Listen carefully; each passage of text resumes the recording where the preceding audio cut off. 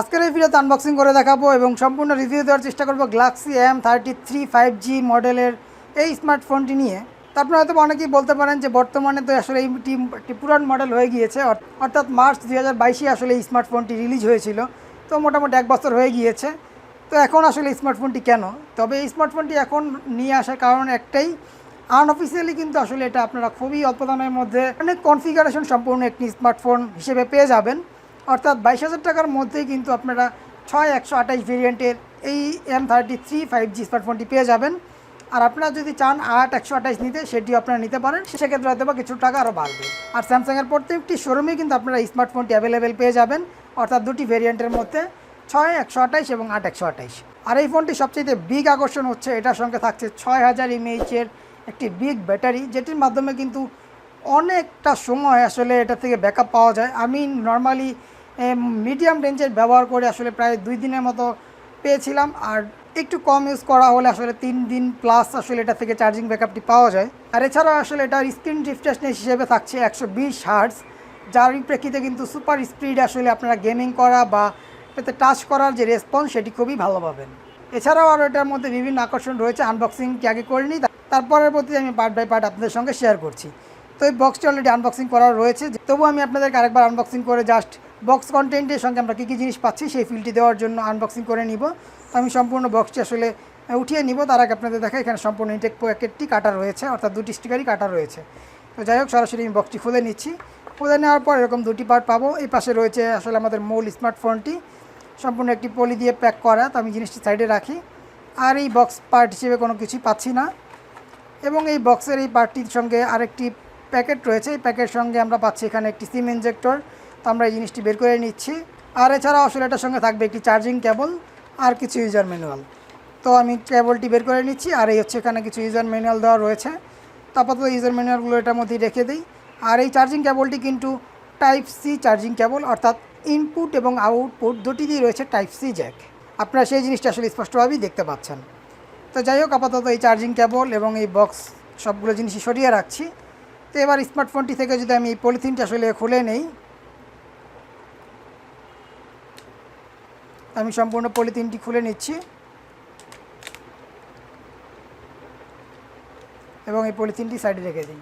তো এটার আউটলুকটি যদি আমি আপনাদের আগে দেখানোর চেষ্টা করি, আমারটি হচ্ছে আসলে ওশেন ব্লু কালার। আর এই ব্লু কালারটি নেওয়ার উদ্দেশ্য একটাই, এটা লাইটের আলোতে আসলে রিফ্লেক্ট করে, অর্থাৎ আলো আপনারা দেখতে পাচ্ছেন এই পাশটাতে একটু লাইট দেখা যাচ্ছে এবং এই পাশটাতে একটু ডার্ক দেখা যাচ্ছে। তো এই জিনিসটি আসলে এটার মধ্যে হয়, অর্থাৎ এটার উপরে আলো পড়লে আসলে এই জিনিসটি খুব সুন্দর লাগে। আর এছাড়াও এটার সঙ্গে রয়েছে 4টি ক্যামেরা এবং একটি ফ্ল্যাশ লাইট, আর ফ্রন্টে থাকছে এখানে একটি ক্যামেরা। আর এটার উপরের অংশ যদি দেখাই, দেখতে পাচ্ছেন এখানে রয়েছে একটি নয়েজ ক্যান্সেলেশন মাইক এবং নিচের দিকে রয়েছে আরেকটি রেগুলার মাইক।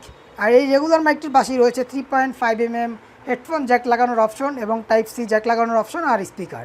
আর এছাড়া আমরা এই পাশটাতে যদি দেখাই, এখানে রয়েছে আপার এবং ডাউন, অর্থাৎ ভলিউম বাড়ানো এবং কমানোর সুইচটি, আর রয়েছে পাওয়ার সুইচ। আর পাওয়ার সুইচটির সঙ্গে কিন্তু আসলে রয়েছে ফিঙ্গারপ্রিন্ট সেন্সরটি ইনক্লুডেড, অর্থাৎ জাস্ট এই পাওয়ার সুইচটিতে আমরা টাচ করে ফিঙ্গারপ্রিন্টের মাধ্যমে আনলক করার বিষয়টি করতে পারবো। আর এই পাশে রয়েছে সিম কার্ড এবং মেমোরি কার্ড লাগানোর অপশন। আমি এই সিম স্লটটি আপনাদের একটু বের করে দেখাচ্ছি। আমি এই প্রিন্টের সাহায্যে সম্পূর্ণ সিম স্লটটি বের করে নেওয়ার চেষ্টা করছি। তো এই সিম স্লটটি আসলে সম্পূর্ণ প্লাস্টিকের তৈরি করা এবং এটার সঙ্গে আমরা দুটি সিম কার্ড এবং একটি মেমোরি কার্ড লাগাতে পারবো এবং সিম কার্ড দুটি সাইজ হচ্ছে একদমই ন্যানো সাইজ। তো যাই হোক, আপাতত আমি এই জিনিসটি এখানে লাগিয়ে রাখছি। তো এই পর্যায়ে আমি যদি ফোনটি আসলে অন করি, আমি পাওয়ার বাটনটি চাপ দিয়ে ধরে রেখেছি, তো দেখতে পাচ্ছেন ফোনটি চালু হচ্ছে। আমি কিছুটা সময় নিচ্ছি ফোনটি চালু হওয়ার জন্য। তো ফোনটি অলরেডি চালু হয়ে গিয়েছে। এবার যদি আমি আপনাদেরকে ফিঙ্গারপ্রিন্ট সেন্সরের রেসপন্সটি সম্পর্কে ধারণা দিতে চাই, আমি জাস্ট এখানে টাচ করছি, দেখতে পাচ্ছেন চালু হয়ে গিয়েছে। আমি আবার অফ করছি এবং আবার ফিঙ্গারপ্রিন্টটি দিচ্ছি, দেখতে পাচ্ছেন আবার চালু হয়ে গিয়েছে।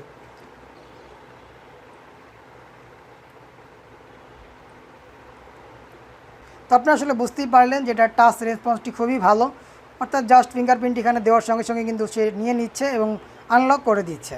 তো এই পর্যায়ে যদি এটা ডিসপ্লে সম্পর্কে আমি আপনাদের সঙ্গে আলোচনা করি, এটাতে রয়েছে 6.6 ইঞ্চিস ডিসপ্লে এবং স্ক্রিন রিফ্রেশ হিসেবে পাচ্ছি 120 হার্টজ। এছাড়াও এটার ডিসপ্লে প্যানেল হিসেবে ব্যবহার করা হয়েছে TFT LCD panel display. Super AMOLED panel display হলে, অর্থাৎ অ্যামোলেড প্যানেলের ডিসপ্লে হলে হয়তো বা আরও বেশি ভালো হতো, বাট এলসিডি প্যানেল ডিসপ্লেতেও আমরা আসলে যথেষ্ট ভালো কালার রেজুলেশন পেয়েছিলাম, অর্থাৎ ভিডিও কালার কোয়ালিটি এবং এমনিতে নর্মালি কালার কোয়ালিটি এটা কিন্তু যথেষ্ট ভালো ছিল।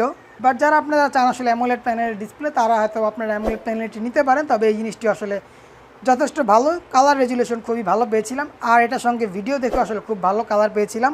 এবং ভিডিও দেখার সময় আমরা সর্বোচ্চ 1080x2408 পিক্সেল রেটে ভিডিও আমরা প্লে করতে পারবো, এবং এটাতে রয়েছে 400 ppi ডেন্সিটি, অর্থাৎ রেশিও ডেন্সিটি হচ্ছে 400 ppi, যেটা কিন্তু আসলে খুবই বেশি, যারই প্রেক্ষিতে কিন্তু কালার রেজুলেশন আসলে খুবই ভালো পাচ্ছিলাম। আর এটার প্রোটেকশন হিসেবে ব্যবহার করা হয়েছে আসলে কর্নিং গরিলা গ্লাস 5, এবং এটার অপারেটিং সিস্টেম হিসেবে ব্যবহার করা হয়েছে অ্যান্ড্রয়েড 12 ভার্সন, বাট আমরা 13 এবং 14 এই দুটি ভার্সনের পরবর্তীতে আমরা আপডেট পাবো। এবং চিপসেট হিসেবে ব্যবহার করা হয়েছে Exynos 1280 5 ন্যানোমিটারের চিপসেট, অর্থাৎ খুবই ছোট চিপসেট, যারই প্রেক্ষিতে কিন্তু মোবাইলটি খুবই বেশি কুল থাকবে, এবং হ্যাং করার যে বিষয়টি বা পাওয়ার লস করার যে বিষয়টি, এই জিনিসটি কিন্তু একদমই হবে না, যেহেতু মাত্র 5 ন্যানোমিটারের চিপসেট এটার সঙ্গে রয়েছে। আর সিপিইউ হিসেবে অর্থাৎ সেন্ট্রাল প্রসেসিং ইউনিট হিসেবে রয়েছে অক্টা-কোরের 2.4 গিগাহার্টজ, এবং জিপিইউ হিসেবে রয়েছে মালি G68, অর্থাৎ আনঅফিসিয়ালি 22,000 টাকার মধ্যে কিন্তু অনেক বেশি পরিমাণে সব জিনিসপত্র আমরা এটাতে দেখতে পাচ্ছি। এবং যেহেতু আসলে লেখাই ছিল 5G, যারই প্রেক্ষিতে কিন্তু 5G অবশ্যই সাপোর্টেড। আর এছাড়াও তো এটার সঙ্গে বিশাল একটি ফোন মেমোরি পাচ্ছি, অর্থাৎ 128 GB রোম, এবং র্যাম হিসেবে 6 বা 8 আমরা আপনাদের চয়েস অনুযায়ী আসলে নিতে পারি। আর 6000 mAh এই ব্যাটারিটি চার্জ করতে 25 ওয়াটের একটি ফাস্ট চার্জার প্রয়োজন হবে। তো আমি আসলে স্যামসাং ব্র্যান্ডেরই এই অরিজিনাল চার্জারটি, অর্থাৎ 25 ওয়াটের এই চার্জারটি দিয়ে 12% থেকে 100% করতে প্রায় 1.5 ঘন্টার মতো সময় নিয়েছিল, অর্থাৎ 6000 mAh ব্যাটারি হিসেবে কিন্তু মোটামুটি খুব ভালো তাড়াতাড়ি চার্জ করতে পারছিল 25 ওয়াটের এই ফাস্ট চার্জারটি। এই চার্জারটি কিন্তু আমাকে আসলে এক্সট্রা কিনে নিতে হয়েছে, কারণ বক্স কন্টেন্ট হিসেবে কিন্তু মোবাইলের সঙ্গে কোনো চার্জার এবং হেডফোন এই জিনিসগুলো দেওয়া হয়নি। এছাড়াও কিন্তু এই ফোনটি FM radio supported, GPS, Bluetooth এগুলো নর্মালি সবগুলো ফোনের সঙ্গেই প্রায় থাকে। এবার যদি আমি আসলে আপনাদের ক্যামেরা সম্পর্কে ধারণা দিতে চাই, ফ্রন্ট ক্যামেরাটি এখানে ব্যবহার করা হয়েছে 8 মেগাপিক্সেলের একটি ক্যামেরা, এবং এই 8 মেগাপিক্সেলের ক্যামেরাটির অ্যাপাচার হচ্ছে 2.2, এবং এই ফ্রন্ট ক্যামেরাটি দিয়ে কিন্তু আমরা সর্বোচ্চ 1080p 30fps ভিডিও করতে পারবো। তো ফ্রন্ট ক্যামেরার একটি ভিডিও আমি আপনাদের সঙ্গে শেয়ার করছি, দেখতে পাচ্ছেন ভিডিও কোয়ালিটি যথেষ্ট ভালো, এবং একটি স্টেবিলাইজার যে বিষয় সেই জিনিসটি কিন্তু আমরা এই ক্যামেরাতে পাচ্ছি। এ পর্যায়ে যদি আমি আপনাদের ব্যাক ক্যামেরাটি নিয়ে আলোচনা করি, এখানে এই 4টি ক্যামেরার মধ্যে এই ক্যামেরাটি হচ্ছে 50 মেগাপিক্সেলের ক্যামেরা, এটি হচ্ছে 5 মেগাপিক্সেলের আলট্রা ওয়াইড ক্যামেরা, এবং এই পাশের এই দুটি হচ্ছে ম্যাক্রো এবং ডেপথ সেন্সর ক্যামেরা, আর এই দুটি হচ্ছে কিন্তু 2 মেগাপিক্সেল করে। আর এই 50 মেগাপিক্সেলের ক্যামেরাটির সঙ্গে ব্যবহার করা হয়েছে 1.8 অ্যাপাচার, এবং আলট্রা ওয়াইড এই 5 মেগাপিক্সেল ক্যামেরাটির সঙ্গে ব্যবহার করা হয়েছে 2.2 অ্যাপাচার, এবং এই 2 মেগাপিক্সেলের দুটি ক্যামেরার সঙ্গে ব্যবহার করা হয়েছে 2.4 অ্যাপাচার। এবং ব্যাক পাশের এই 50 মেগাপিক্সেলের মেন ক্যামেরাটি দিয়ে আমরা কিন্তু সর্বোচ্চ 4K-তে ভিডিও করতে পারবো, বাট 4K-তে কোনো স্টেবিলাইজার পাবো না। আপনারা এখন দেখতে পাচ্ছেন এই ভিডিওটি 4K-তে করা, আসলে স্টেবিলাইজার জিনিসটি একদমই নেই। এবং এ পর্যায়ে আমি আপনাদেরকে দেখাচ্ছি 1080p 60fps। তো এইটাতেও আসলে ভিডিও করে আমরা কোনো স্টেবিলাইজার পাইনি, অর্থাৎ ভিডিও কিন্তু যথেষ্ট কাপাকাপি বা শেক করার ব্যাপারটি আসলে পরিলক্ষিত হচ্ছে। তো এই পর্যায়ে যদি আমি আপনাদের দেখাই 1080p 30fps, তো এই পর্যায়ে কিন্তু আপনারা দেখতে পাচ্ছেন ক্যামেরাটি কিন্তু মানে খুবই স্মুথলি ভিডিও করতে পারছে, অর্থাৎ স্টেবিলাইজারের যে বিষয়টি এই জিনিসটি কিন্তু 1080p 30fps এর সঙ্গে আমরা পাচ্ছি। তো এই পর্যায়ে ফটোগ্রাফি সম্পর্কে যদি আপনাদের একটু ধারণা দিতে চাই, 50 মেগাপিক্সেল দিয়ে তোলা এই ফটোটি আসলে জুম করে দেখাচ্ছি আপনাদের, প্রায় 10x পর্যন্ত মোবাইল দিয়ে জুম করা যায়, অর্থাৎ ছবি তোলার পর এবং ছবি তোলার আগে সর্বোচ্চ 10x পর্যন্ত জুম করতে পারবো, যেটি কিন্তু আসলে অনেকটা হিউজ পরিমাণ জুম। এবং পিকচার কালার রেটিং সম্পর্কে যদি বলি, কালার কিন্তু মোটামুটি সে ধরে রাখতে পারছিল, যথেষ্ট ভালো একটি কালার পাচ্ছিলাম, বাট ফুল জুম করার পর অর্থাৎ 10x জুম করার পর ডিটেলস কিছুটা কমে যাচ্ছিল, কারণ এটা কিন্তু অনেকটা জুম করা হয়েছে, বাট নর্মালি হালকা পাতলা জুম করলে কিন্তু আমরা ডিটেলস দেখতে পাচ্ছি, খুবই ভালো পরিমাণ ডিটেলস সে ধরে রাখতে পেরেছে।